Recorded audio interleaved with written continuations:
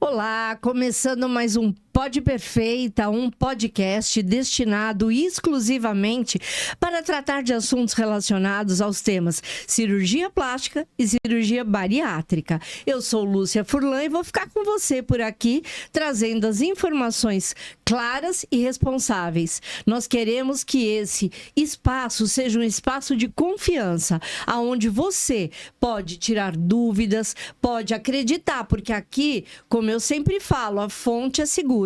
A gente traz médicos que estão envolvidos com o processo de cirurgia plástica e cirurgia bariátrica. E hoje, depois de muitas tentativas, eu consegui trazer o Dr. Almino Ramos, que é a referência da bariátrica no Brasil. Gente, esse homem é muito poderoso. Ele vai até para fora do Brasil para fazer cirurgia bariátrica. Ele entende muito e ele tem muito cuidado e muito amor. A gente sente no olhar dele, no jeito. A gente sabe que Dr. Almino, ele é realmente a referência da bariátrica. Seja muito bem-vindo, doutor. Que prazer estar aqui, Lúcia. Vamos lá. Que bom, que bom. A gente estava conversando algumas coisas sobre cirurgia bariátrica e eu acho que esse tipo de educação bariátrica, o que não me falaram, o que eu tinha que saber, é muito importante. Eu acho que nós fazemos cirurgia bariátrica para que o paciente tenha melhora da qualidade de vida, para que ele se sinta melhor, para que ele aproveite melhor a vida dele. E ele tem que ter todas as informações para que o resultado seja o melhor possível. Jeito de emagrecer tem muito. Jeito de emagrecer com qualidade de vida é totalmente diferente. Nós temos pacientes que passam pela cirurgia bariátrica que emagrecem. Sim. Mas tem uma qualidade de vida ruim. Porque entalam, porque vomitam, porque tem anemia, porque tem diarreia, porque tem dor, porque tem gases. Tudo isso poderia ser evitado se o paciente tivesse educação bariátrica. E como começa isso, doutor? Sabe o que me incomoda? Às vezes eu vejo um paciente, ele vem contar pra gente que ele fez uma cirurgia bariátrica e ele está com algum problema. Aí eu pergunto assim, mas qual é a tua cirurgia? Ele não sabe. Faz um desenho aqui para mim, mostra como funciona a tua operação. Ele não sabe, ele não tem a mínima noção. Como ele vai conviver bem com algo que ele não sabe? Tem a mínima noção. E é isso, gente, que a gente fala, traz aqui nesse espaço esse tipo de informação. A gente não quer que você chegue aqui e não saiba qual foi a sua cirurgia. Não, aqui você discute com o médico, né, doutor? É um planejamento e tudo muito bem esclarecido. Doutor, sem dúvida. Hoje a gente vê muitas pacientes decidirem pela cirurgia bariátrica. Mas também a gente percebe que a cirurgia bariátrica, ela é o final do trilho dela. É a última opção que ela vai tentar tudo para depois chegar na bariátrica. E podia ser diferente, doutor. Ela poderia ter isso como a primeira opção e não ter mais sofrimento. Fala um pouco sobre essa decisão tardia, doutor.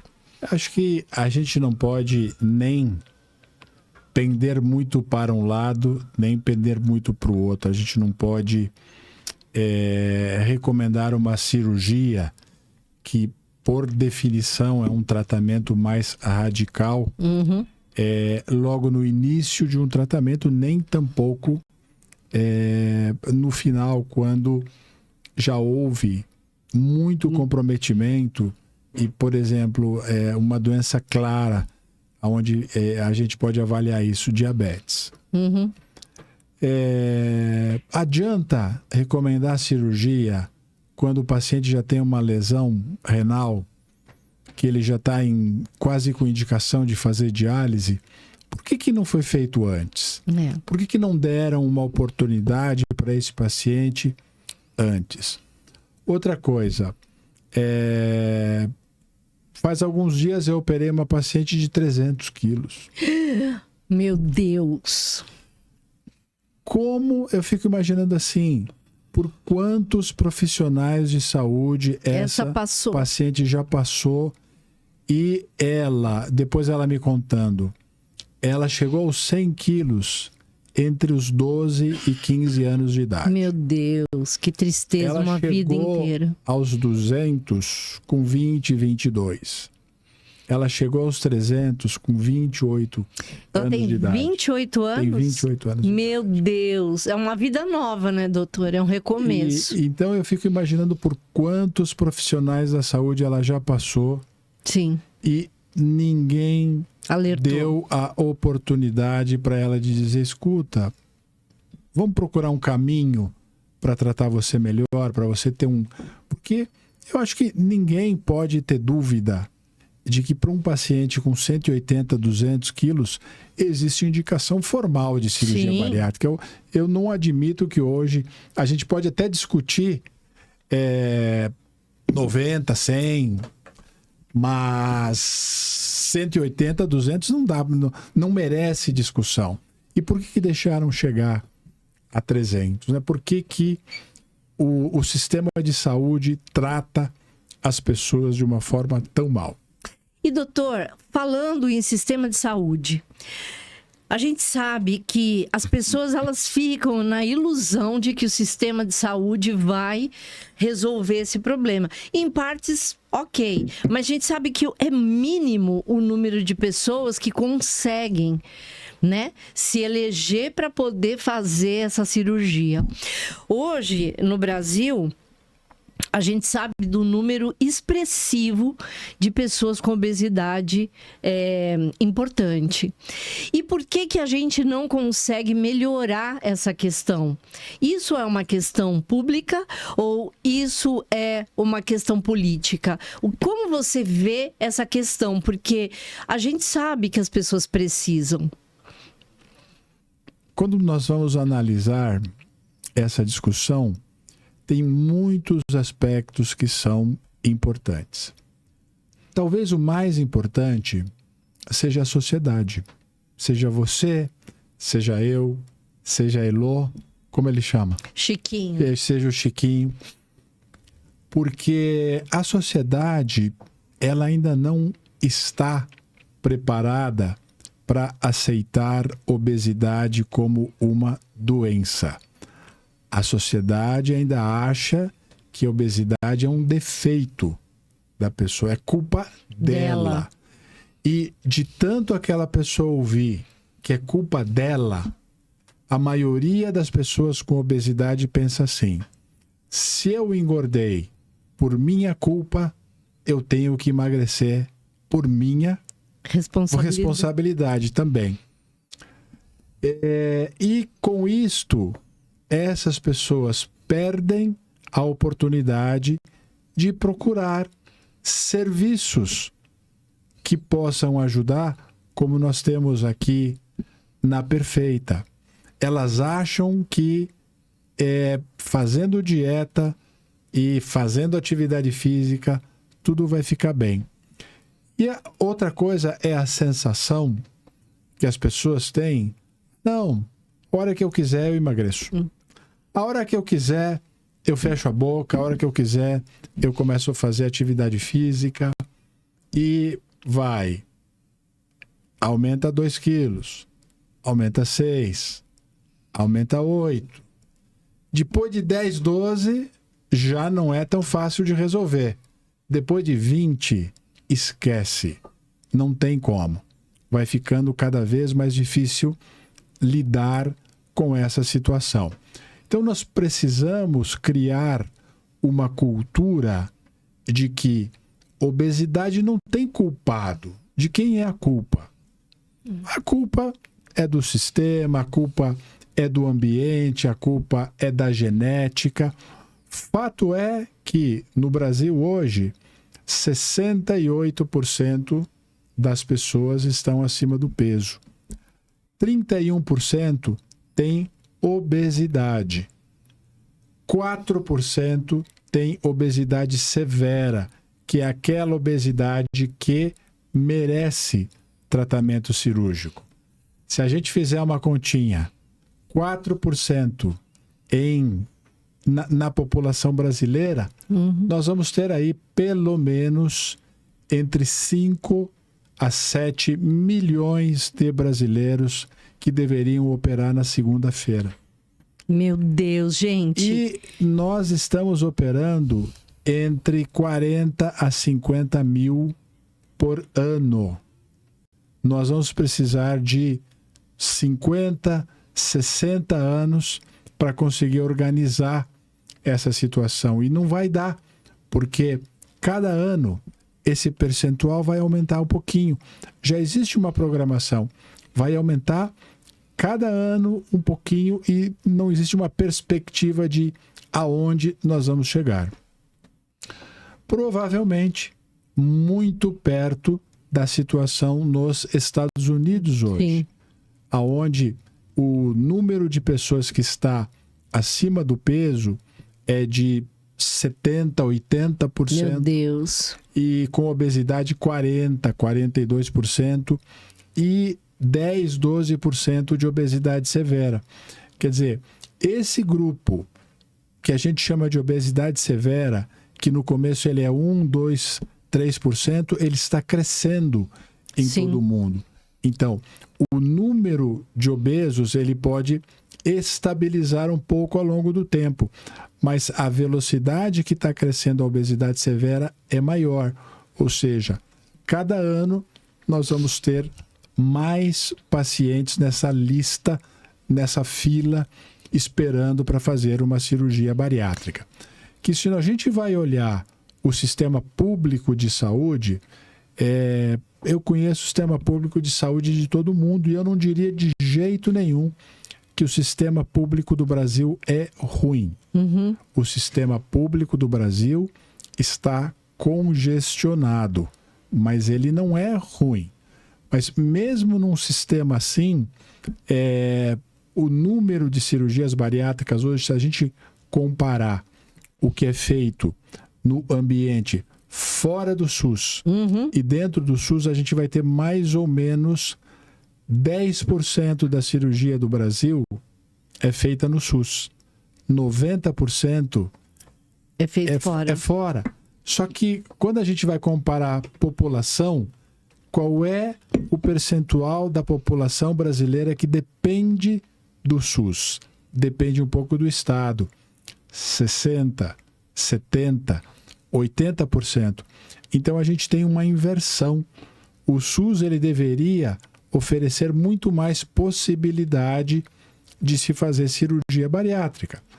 Mas falta bariátrica, falta ginecológica, falta torácica. Quer dizer, isso não é uma coisa exclusiva da bariátrica. Infelizmente, faltam leitos nas diversas especialidades médicas. E eu acho que esse é um trabalho muito legal da Perfeita. Criar uma oportunidade para que as pessoas possam fazer a cirurgia bariátrica dentro de uma condição mais acessível, dentro daquilo que uma parcela da população nunca conseguiria pagar o preço normal de uma cirurgia bariátrica, que é 30, 40 mil reais. Doutor, ressaltou uma coisa importante e eu quero deixar isso bem claro.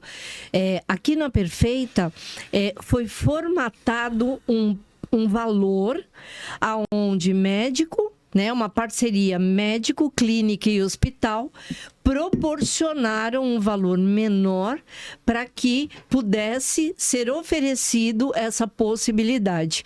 Entre a dificuldade do SUS e os preços que são praticados hoje, que são altos, eles conseguiram chegar num valor aonde qualquer pessoa hoje que tenha condição de fazer um financiamento, doutor, pode fazer a cirurgia, né? E a gente sabe o quanto isso é difícil. E eu acho que isso é uma outra coisa.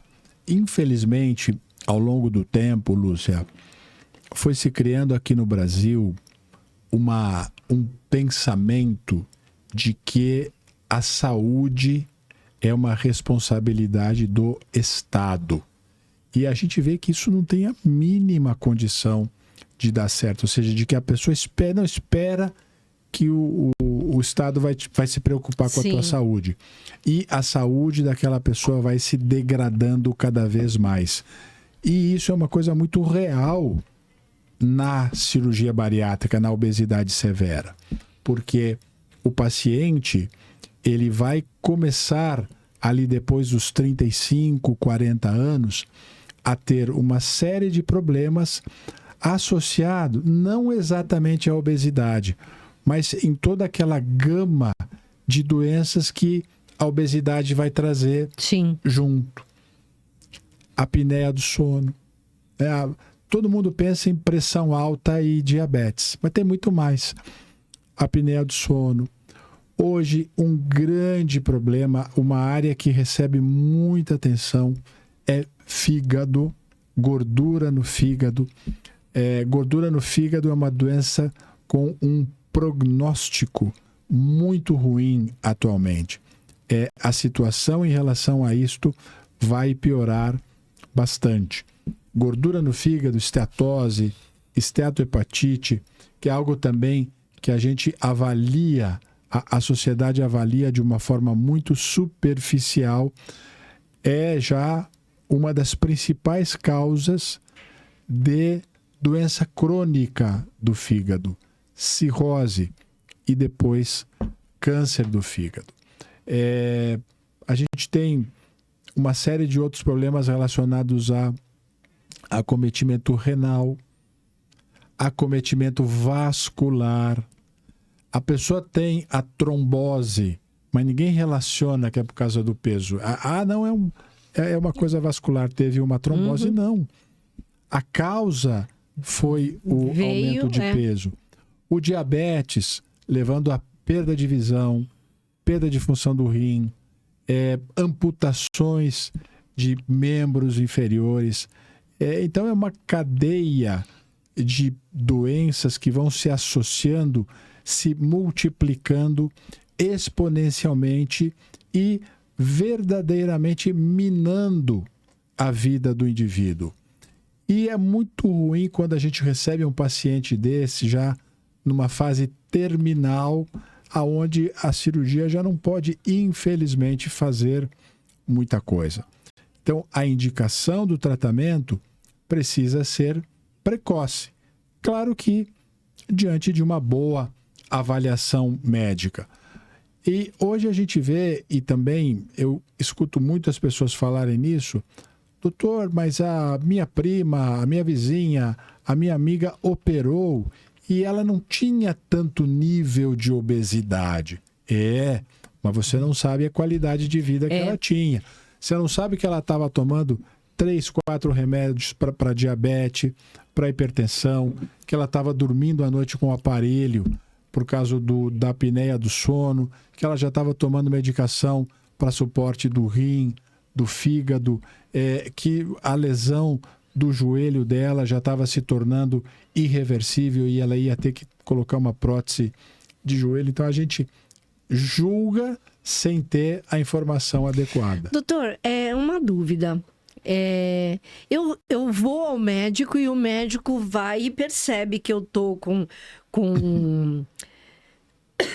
a pressão alta, com princípio de diabetes, isso, aquilo, aquele outro. O médico já vê que eu tô acima do peso. Ele já não podia indicar, doutor? Deveria. Essa é uma das reclamações que eu tenho. Porque, sabe assim, vamos imaginar aquele paciente que ele vai numa consulta médica porque ele está com tosse. Tá.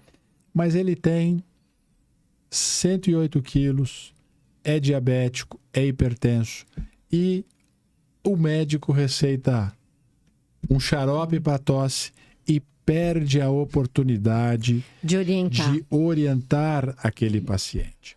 Olha, eu sei que a razão da tua consulta hoje não foi essa, mas nós temos aqui no hospital, nós temos aqui na clínica um centro de referência para tratamento de obesidade. Você já fez uma avaliação? Marque uma avaliação, vai te ajudar. Você precisa perder um pouco de peso para melhorar a tua qualidade de vida. Então, perdemos a chance de orientar um tratamento. Por isso que esse paciente, ele de 82 vai para 90, 95, 98, 100, 110, e quando ele chega na cirurgia bariátrica, ele está com 160. Isso é triste, mas é nossa realidade. E todos nós precisamos entender que o caminho nem sempre é tomar um remedinho ou fazer uma dieta. Às vezes, o caminho é mais radical, mas ele é mais efetivo. Conversando com o doutor, você me explicou muito sobre esse problema da doença, né? Que é uma doença e que esse processo, a cirurgia, ela faz parte do processo de emagrecimento.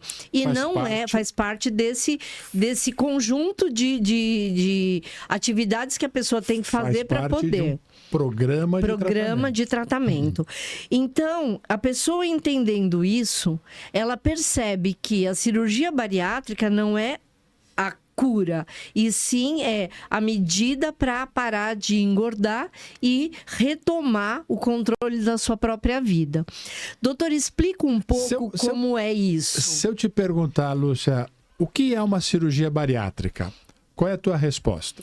Para mim, a cirurgia bariátrica é a cirurgia que você faz a diminuição do seu estômago e aí você não consegue comer a quantidade que você comia antes. Pois é. Porém, né? A maioria das pessoas pensa da mesma forma, mas não é bem por aí. Na verdade, a redução do estômago, o objetivo não é fazer comer menos, não é diminuir o estômago para a pessoa comer menos, mas dentro de uma técnica cirúrgica para controlar fome, melhorar saciedade, está a diminuição do estômago. Mas antes da pessoa que é operada sentir que ela não consegue comer por causa do tamanho do estômago, ela não vai sentir fome. Por isto que há uma grande tendência de se chamar a cirurgia bariátrica de cirurgia metabólica. Perfeito. Porque a ideia da bariátrica, ela está muito relacionada à redução. Eu vou reduzir o teu estômago. Para você comer menos. Desviar o teu intestino para comer menos, para absorver menos. Não é a ideia da bariátrica. Pelo menos a bariátrica moderna, que a gente vem chamando de metabólica. A ideia da cirurgia, por exemplo, quando a gente corta o estômago, nós cortamos um nervo que gera a produção do hormônio mais importante para gerar fome, que se chama grelina. Então, o que essa cirurgia faz? Ela diminui a produção de grelina. Tanto é que você vê assim, uma das grandes preocupações dos pacientes, quando a gente explica a dieta do pós-operatório, e a gente fala, olha, você vai ficar uma semana tomando líquido, uma semana com creme, uma semana com purê, o paciente, e eu teria a mesma sensação, eu diria assim, uma semana só tomando líquido, eu não sou capaz disso não, eu não vou conseguir fazer, mas faz e consegue. Por quê? Porque não tem o fator motivador para comer, que é ter fome. E aí, o problema é o oposto disso. O paciente chega para a gente e fala assim, doutor, eu não estou conseguindo comer as 120 gramas que a nutricionista diz que eu tenho que comer, o bife do tamanho da palma da minha mão, que ela disse que eu tenho que comer, eu não consigo comer, não me dá vontade, aquilo começa a me embrulhar se eu forçar. Por quê? Porque não tem fome, porque tem saciedade precoce, porque tem saciação. Uma coisa é eu comer até sentir saciedade. Mas tem muita gente que come, sente saciedade e meia hora depois está com fome de novo. Então, ela teve saciedade, mas ela não teve saciação. Saciedade é eu sentir meu estômago cheio. Saciação é eu manter essa sensação por um período. E você vê assim, é muito comum a gente conversar com as pessoas que vão fazer cirurgia bariátrica e elas falarem assim, doutor, à noite eu janto, eu sinto que estou com o estômago cheio, mas meia hora, 45 minutos depois de comer, eu já tenho vontade de beliscar alguma coisa, que em geral é um alimento hipercalórico. É chocolate, é sorvete, é uma bebida bolacha alcoólica, é uma bolacha recheada, é alguma coisa assim. Doutor, é bem difícil, né? Porque a gente vê um regimezinho qualquer que a gente faz, a gente já entra em parafuso, já fica ansiosa, já imagina uma pessoa olhando para você e ela não sabe do futuro, mas ela sabe que ela vai ficar uma semana tomando líquido. Aquilo deve ser muito difícil, né? E eu acho que ali é um divisor de águas em termos de decisão. Mas no dia a dia do operado, Lúcia, de verdade a gente não vê problema nenhum com isso. Eles vão super bem. Eu vi os relatos dos pacientes, né? Quando você recebeu e foi conversar com todos, e o relato é esse, né? Eles nem percebem. E a verdade é essa. Doutor, mas tem muita coisa que ninguém conta, né?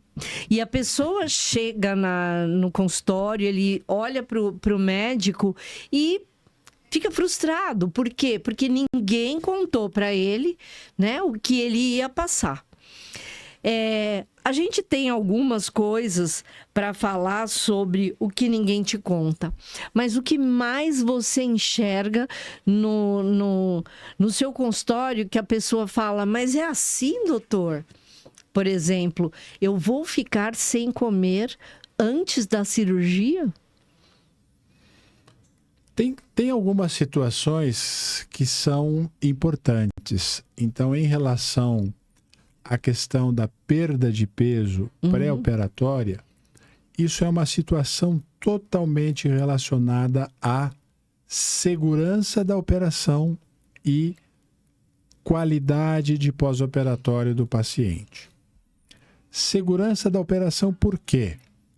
Porque você imagina um carro, quando você dirige ele, Lúcia, eu acho que hoje em dia pouca gente conhece carro de alavanca, de passar a marcha. E quando você bota o carro em primeira e você anda 5 quilômetros o carro em primeira, parece que o motor tá gritando, vai explodir. E a hora que você passa a segunda, ele alivia. O motor alivia e o motor consegue respirar. Então, na pessoa que tem muito excesso de peso, o coração, o fígado, o pulmão, ele é um carro, é o motor do carro em primeira. Precisa passar a segunda para dar uma folga para o motor, para que o motor tenha um limite de trabalho, de descanso nesse trabalho. Então, você imagina assim, um coração trabalhando para impulsionar o sangue num paciente de 130 quilos.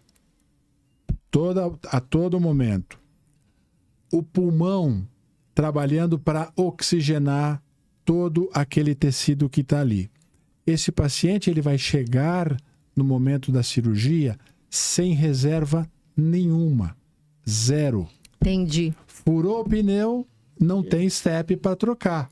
Então a gente precisa criar uma folga para, eventualmente, alguma coisa que não dê tão bem no pós-operatório. Entendi. Então essa perda de peso, ela me dá, primeiro isto, porque o coração ele já não vai ter que bater tão forte se o paciente perder 8, 10, 12 quilos.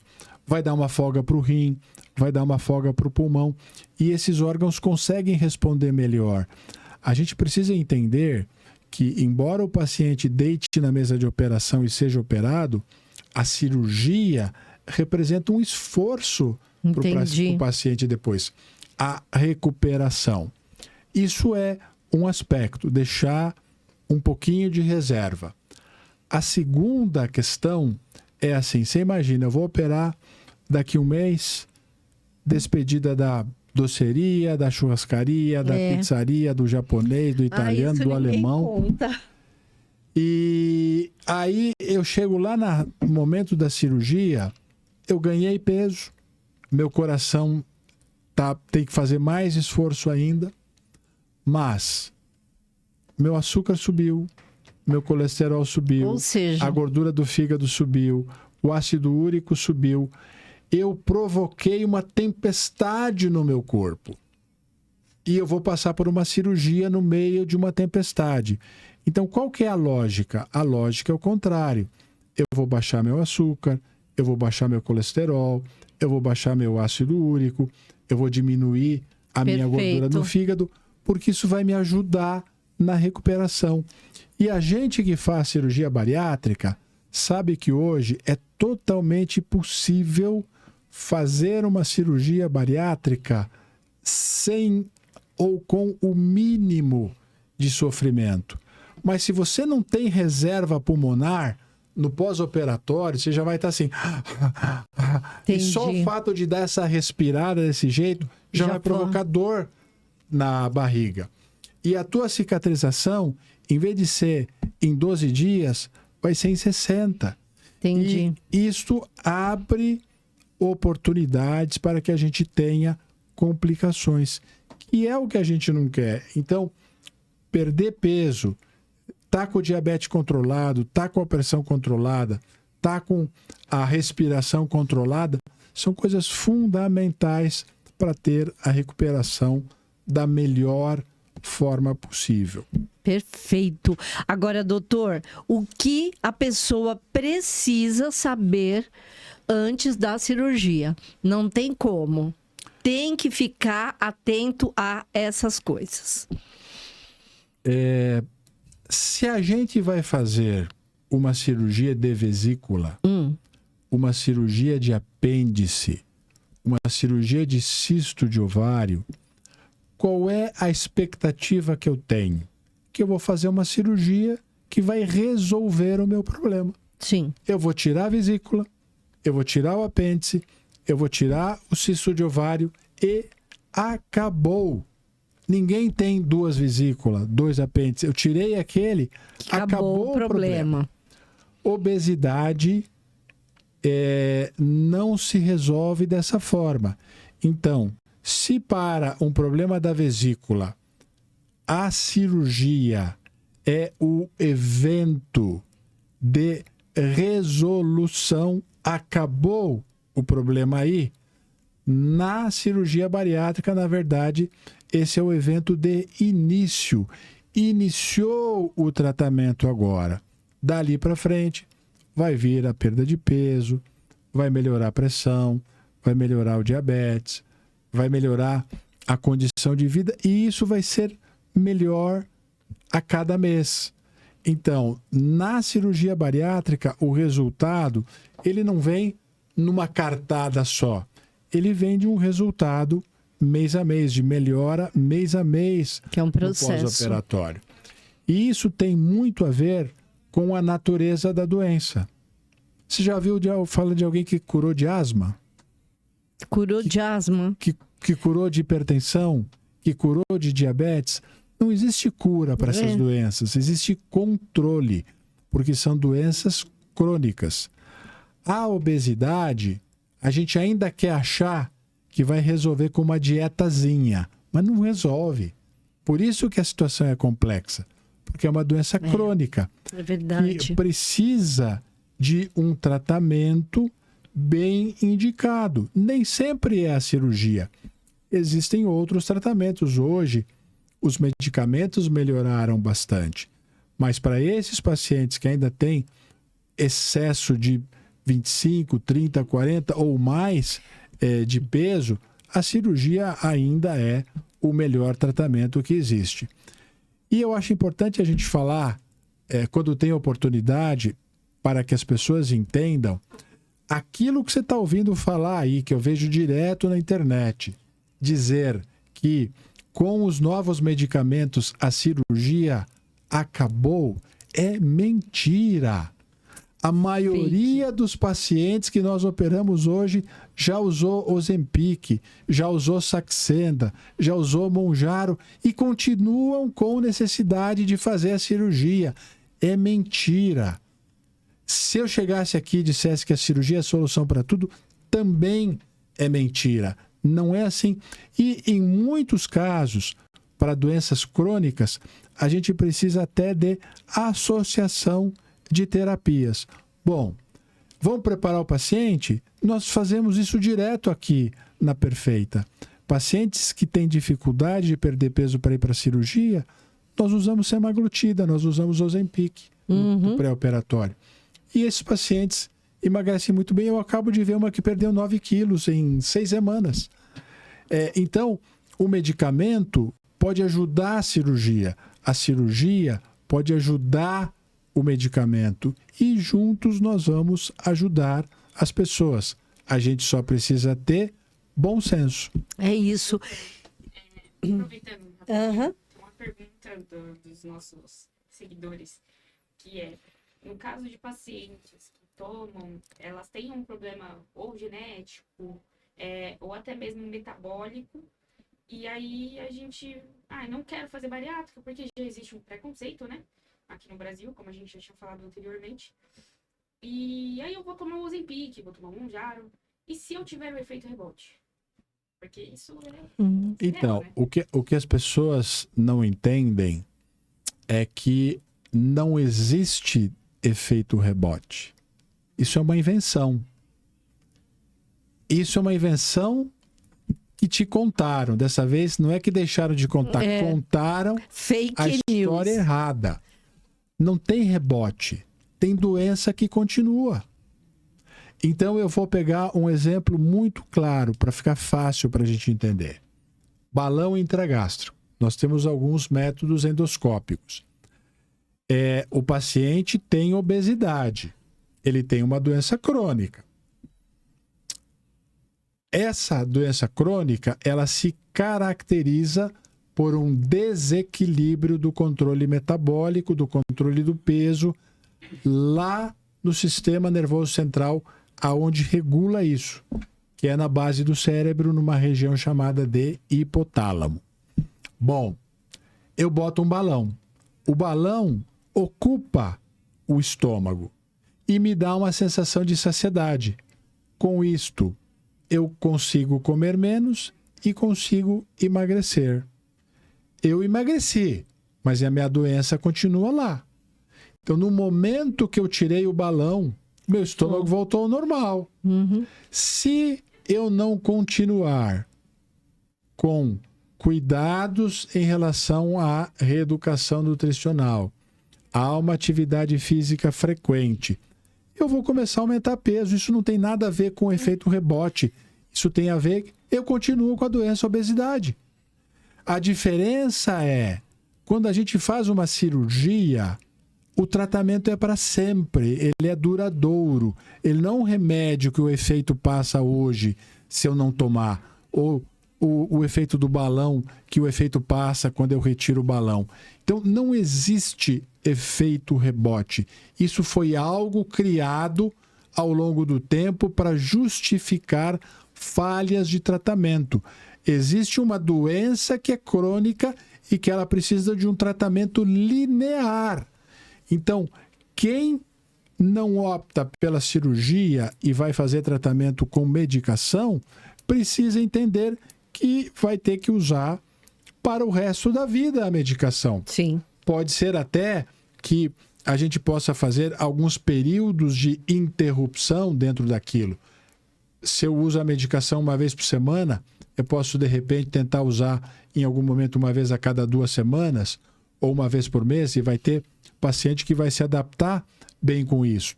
Mas, se eu parar totalmente o tratamento, a doença volta. Ela não rebote. Não é que ela rebota. É que ela continuava ali. Você só não estava mais vendo ela porque tinha emagrecido. Doutor, e aqui na Perfeita nós fazemos 2 tipos de cirurgia, que é a sleeve e a bypass, é isso? É isso que hoje a gente tem de mais moderno, né, e mais eficaz. São as 2 mais realizadas do mundo. Tá. Doutor, como você enxerga o futuro da cirurgia bariátrica? Eu acho que o futuro da cirurgia bariátrica é estar reservada para situações que escapam do tratamento clínico, em pacientes que têm um excesso de peso acima de 25 ou 30 quilos. Eu acho que hoje, com esses tratamentos mais modernos, seja o Ozempic, Mounjaro, Saxenda, outros que a gente tem, nós conseguimos resolver bem perdas de peso na faixa de até 15 a 20 quilos. A partir daí, o resultado já é meio incerto.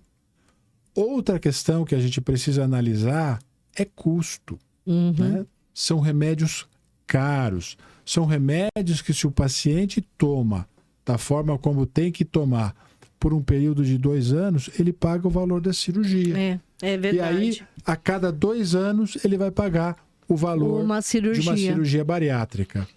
E cá para nós, eu não acredito que esses resultados vão ser estáveis a médio e longo prazo.